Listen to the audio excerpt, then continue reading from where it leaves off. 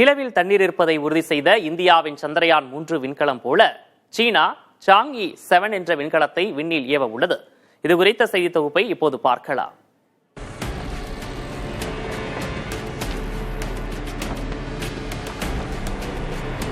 நிலவின் தென் துருவத்தில் எப்போதும் சூரிய வெளிச்சமே படாத இருண்ட குழிகளில் உறைந்து கிடக்கும் பனிக்கட்டியை கண்டறிய சீனா தனது சாங்யி 7 என்ற ஆளில்லா ரோபோட்டிக் விண்கலத்தை விண்ணில் ஏவ தயாராகி வருகிறது.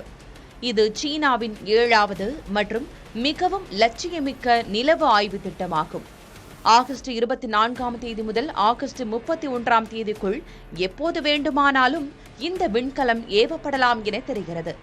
இந்த விண்கலம் நிலவின் சுற்றுப்பாதையில் வலம் வரும் ஆர்பிட்டர், நிலவின் தென் துருவத்துக்கு அருகில் தரையிறங்க உள்ள லேண்டர், நகர்ந்து சென்று பாறைகள் மற்றும் மண்ணை ஆய்வு செய்யும் சிறிய ரோபோ வாகனமான ரோவர், நிலவின் மேற்பரப்பில் குறுகிய தூரம் பறந்து ஆய்வு செய்யக்கூடிய சூரிய ஆற்றலில் இயங்கும் ஹாப்பர் எனும் சிறிய கருவி ஆகியவற்றை கொண்டிருக்கும்.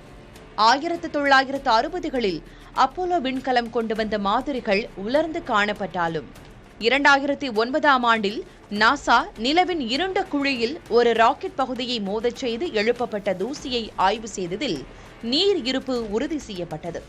தொடர்ந்து 2020ஆம் ஆண்டு நிலவின் தரை பரப்பில் உள்ள தாது படிகங்களுக்குள் நீர் மூலக்கூறுகள் பரவி இருப்பதை நாசா உறுதிப்படுத்தியது. 1967ஆம் ஆண்டின் ஐக்கிய நாடுகளின் வெளிப்புற விண்வெளி ஒப்பந்தத்தின்படி ஒவ்வொரு நாடும் நிலவையோ அதன் பகுதிகளையோ சொந்தம் கொண்டாட முடியாது. நிலவின் தென் துருவம் மேடு பள்ளங்களும் ஆழமான குழிகளும் நிறைந்த கரடு முரடான பகுதி என்பதால் அங்கு தரையிறங்குவது பெரும் சவாலாகும். 2023இல் ரஷ்யாவின் லூனா 25 விண்கலம் கட்டுப்பாட்டை இழந்து நிலவில் மோதி செயல் இழந்தது. ஆனால் இந்தியாவின் சந்திரயான் 3 ஆகஸ்ட் 2023ஆம் ஆண்டு வெற்றிகரமாக தரையிறங்கி தென் துருவ மண்ணில் நீர் உறைந்திருப்பதற்கான முக்கிய சான்றுகளை பதிவு செய்தது குறிப்பிடத்தக்கது.